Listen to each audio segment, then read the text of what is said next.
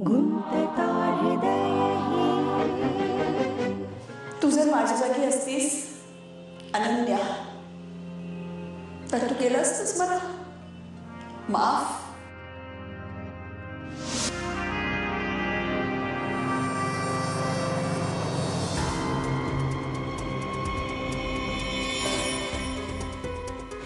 कोणाची गाडी होती? It's okay it's okay. Oh shit, आपण एवढं केअरलेस. अनु शांत. हे बघ, काम डाऊन.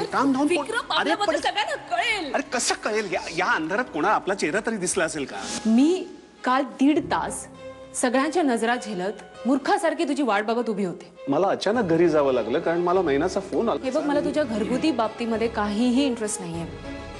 अभयचा फोन आला होता. हा, काय आजच्या एपिसोड मध्ये? शिपवरती वीकेंडसाठी बोलवतोय. मग जाणार आहेस ना तू? म्हणजे आता तो बोलवतोय तर जावं लागेल मला. मनापासून नाही वाटत. आपण वीकेंडला कुठेतरी बाहेर जाऊया ना. I need a break.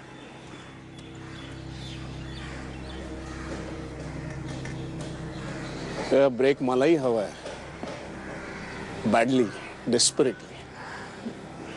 पण सध्या तरी शक्य नाही. का? आपल्या ऑफिसमध्येही कामाचं तसं काही लोड नाहीये आणि गोव्याचंही आपलं आय मीन प्रोजेक्ट. कामाव्यतिरिक्त इतरही काही कमिटमेंट्स असतात ना, घरगुती कमिटमेंट्स.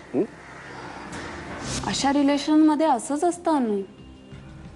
उद्या जर त्या विक्रमवर तुझ्यात आणि त्याच्या बायकोमध्ये निवड करण्याचा प्रसंग आला तर तो तुझी निवड करणार आहे का? बघ अनन्या, हे बघ, तू कुठे आहेस याच्याशी माझं काही घेणं देणं नाहीये. मी आता घरी आहे, तुझ्याशी बोलू शकत नाही. बाय. अनन्या, तू त्या सह्या डिझोन केल्यास म्हणून मयंकने आपल्या संबंधांबद्दल बाहेर बोलायचं ठरवलं. काय करणार आहे तू? जर नैनाला हे कळलं तर ती हा धक्का नाही सहन करू शकणार. ती वेड्यासारखं प्रेम करते माझ्यावर. मीही करते विक्रम. मी बाहेर थांबतो, बाहेर बोलू. आई विक्रम, तू प्लीज जा. अनु,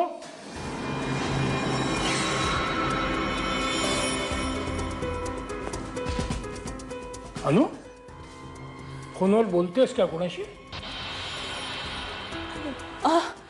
हा, मी उर्वशी. हा उर्वशी, मी तुला नंतर कॉल करते. अगं नाही, बोल तू फोनवर.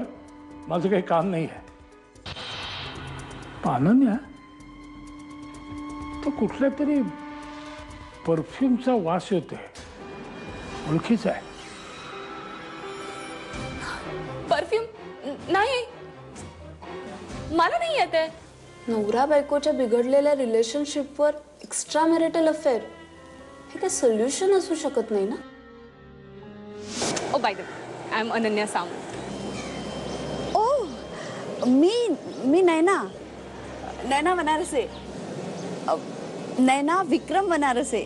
विक्रम, आज ना तुझ्यासाठी एक सरप्राईज आहे. काय? अरे सरप्राईज असं सांगून नसतं टाकायचं. मला सरप्राइजेस आवडतात, पण तरी सांग ना. बघ स्वतःच्या डोळ्यांनी बघ.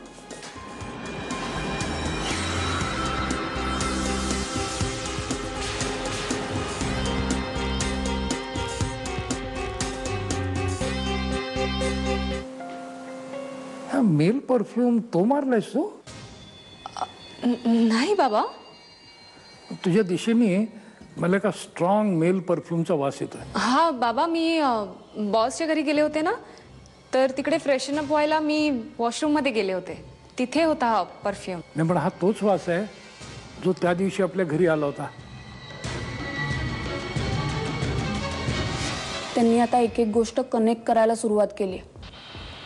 त्या रात्री विक्रम इथे आला होता, त्या दिवशीचा परफ्यूमचा वास कॅप्टन विसरला नव्हता.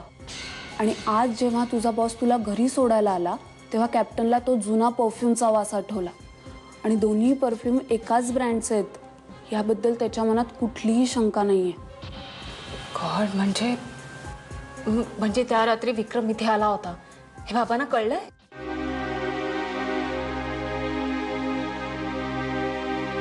आपण सुद्धा अशा संधीची वाट पाहत होतो बाहेर जाण्यासाठी, आणि त्यात परत Goa. I am really excited. I know अनु, पण मी आणि नैना जायचं म्हणतोय. That's fine. हे अनु, अशी चिडू नकोस ना. चिडू नको तर काय करू मी विक्रम? गेले कित्येक दिवस भीक मागितल्यासारखी मी तुझ्याकडे वेळ मागते. तू आणि नैना जा गोव्याला.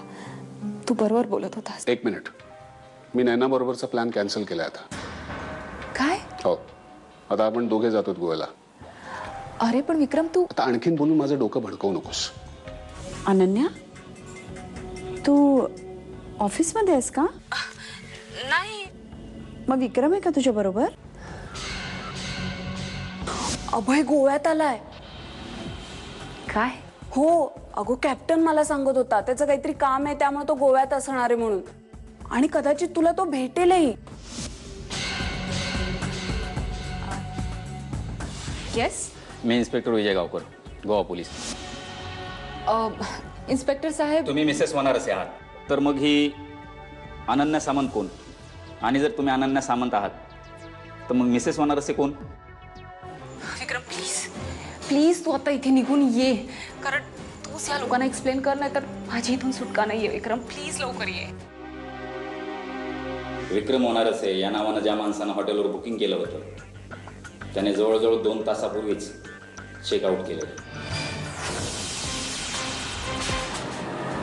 तू मला तिथे एकटीला सोडून इथे घरी निघून आलास. अनन्या, माझ्या मुलीला हॉस्पिटलमध्ये ऍडमिट करायची पाळी आली होती. सो तू नसता आलास तर ती मरणार होती का? अनन्या, हे काय? झोपेच्या गोळ्या आणि